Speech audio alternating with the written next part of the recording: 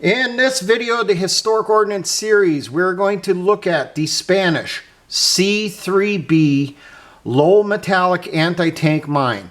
Now, from all the information I've come across in demining sources, they stated that the instructions for the C-3-B will translate over to the older C-3-A model of this mine.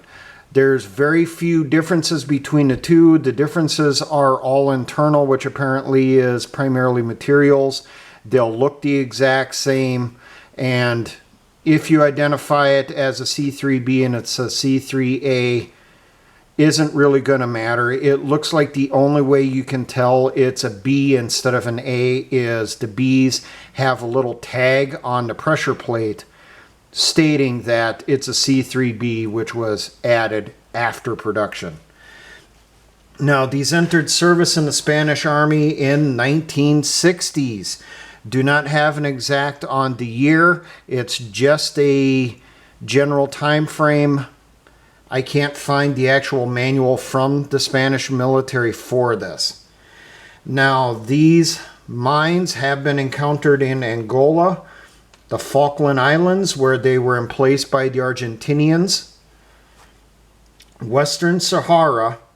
They're obviously still in use by the Spanish Army, and large numbers of them were sent to Ukraine in 2024. These have been getting encountered by Russian sappers. The Russian sappers, though, say they don't think these mines originated directly from Spain as part of their military assistance to Ukraine. They suspect they're from another country that got a hold of them, either buying them from the Spanish for sending to Ukraine, or they were already in their inventory and they're replacing them with a newer model and they just shucked them off to Ukraine. But they are appearing in large numbers apparently on the battlefield. Now, some of the technicals on this: it is 11.5 inches in diameter. The mine itself, without the fuse, as you see in these pictures, is 2 1/3 inches. With the fuse attached, it brings the height up to 4 inches to the top of the pressure plate. Weight is 12.5 pounds, not much. This is an older mine, not going to be as effective against modern main battle tanks, but still effective against infantry fighting vehicles and wheeled armored personnel carriers and light-skinned vehicles. The explosive content inside this is 10 1/4 pounds of Comp H6. There is a 4-ounce Comp B3 booster, which is located here at the bottom of the fuse well. This mine is constructed out of plastic. The only color it has been encountered in is green. There is a note with deminers that when they come across these, they're always degraded and cracking. The cracking is worse if these mines are surface laid, meaning they're out in direct sunlight on the surface of the ground. If they're buried in the ground, it takes longer for cracks to start forming in the body, but it also depends on the temperatures. If you're in an environment where it gets extremely cold over winter time, that will break up the plastic just as quick as them being surface laid in direct sunlight in a hot environment. Now, there's a note from the deminers that these mines, if they have been emplaced in the ground for a long time, they're starting to degrade.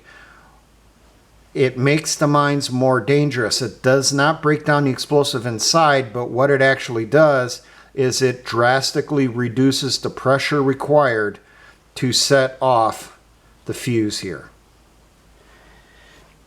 Now, these mines are packaged 2 mines to a crate with 2 fuses. No arming wrenches are required. It does not look like anything else is packed inside these crates.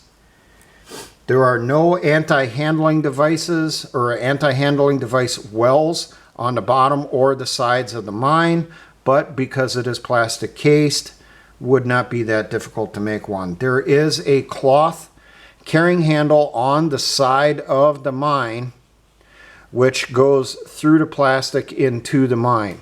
Directly opposite on the other side is a filler port from when the explosive is poured inside the body here, molten.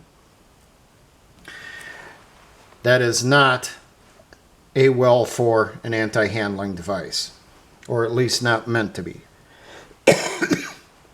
Now, placement on these mines and removal is incredibly simple. First thing you do, go through, inspect the mine, and inspect the fuse. If everything is okay, passes inspection, you then transport the mine to the area where it's going to be emplaced. If you're going to surface lay it, you're just going to clear space inside vegetation where it's going to go down. If you're going to bury it, you want to make the hole deep enough so that you get a max of about 1 inch of dirt and vegetation over the top of the pressure plate here. Once you got the hole prepped and you've confirmed it with the mine, you've placed it there, confirmed it will go inside, you're going to prep the mine. You're going to put the mine inside the hole. You're going to remove this plug from the fuse well here, and that's what it's going to look like afterwards. You're then going to take the fuse, and this is the safety cap for the fuse. This is what it looks like before you take the cap off. You're going to flip the fuse over, and you're going to unscrew a shipping cap from the bottom of the fuse here, exposing the threads.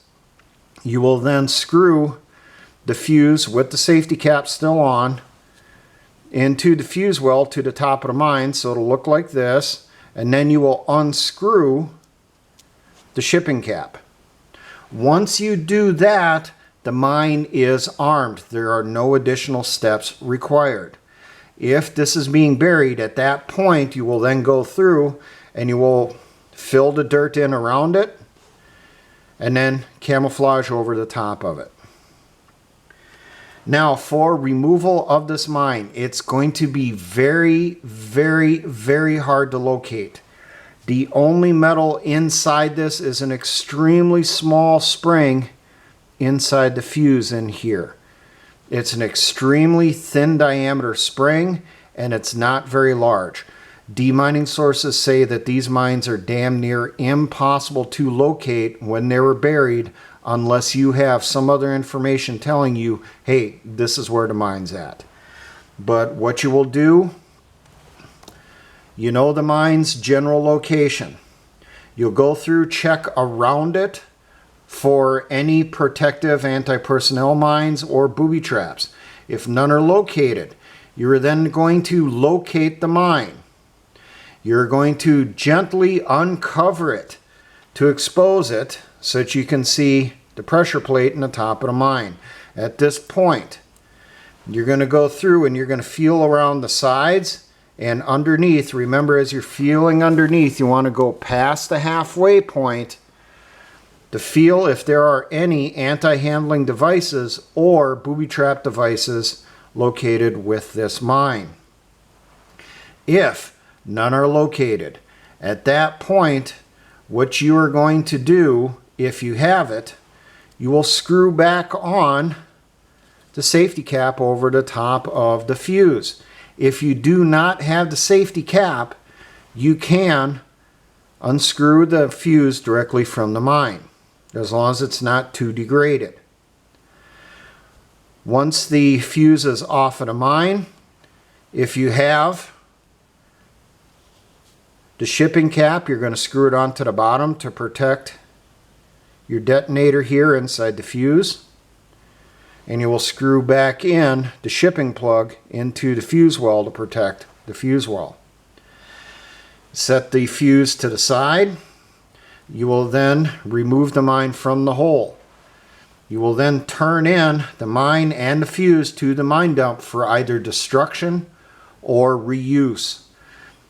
Its reuse will depend on the condition of the mine. If the mine is in It's cracked up, but you can still pull it out of the ground. You'll remove it from the ground, take it to a location for disposal. If the mine's casing is just completely cracked up, it's fallen apart, do not attempt to remove the fuse. Just mark that location, and then on order, you'll place a charge on it and destroy it in place. Now, because these mines have been sent to Ukraine, it is a guarantee that these have ended up on the international arms black market. So this is a mine that will make appearances in other locations around the world during civil wars, revolutions, and insurgencies. So this is one to be aware of. Now, for all my engineer brothers in the Patriot Militia movements, always remember essayons.